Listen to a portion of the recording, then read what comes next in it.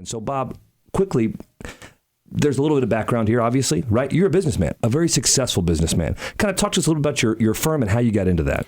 You know, my dad started an executive search firm in 1967. He was out of McKinsey, which is one of the top consulting firms in the country, Notre Dame guy, Mensa, very smart, started in Chicago, and then we opened offices in New York and LA and San Francisco, 50 countries in Europe. And I just loved the fact of being able to come in to a company and find that one person that could change the trajectory of that company, whether it was the president, the head of marketing, top legal, et cetera. And so I did that for the first, 8, 9, 10 years. And then I looked at my dad because I had this thing going on in my heart saying to me that I always thought that you should do what you love with people you love in a place you love where your family loves you. You can do it for the right reasons, but it all involves something that people should be thinking about that says, what is it that makes you come alive? And then I started to realize that the people who were given to me in my life weren't by chance. And so one of the guys who was on our board of directors for my dad, I had done a large amount of work for him in the insurance world. He was a vice chairman of a large insurance company.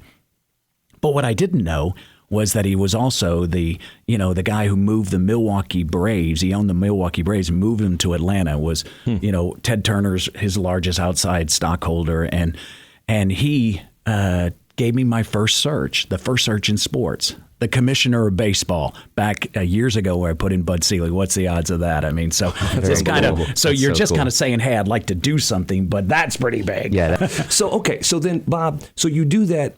You talk about this love. You always believe this. Like, where does that come from? Because you talk about a lot about your dad, and obviously in the new book about your mom. Like, where did that come from? Because versus just like I'm going to do business and be this thing, you had this inner belief that there was something more important there, and you always wanted to pursue that.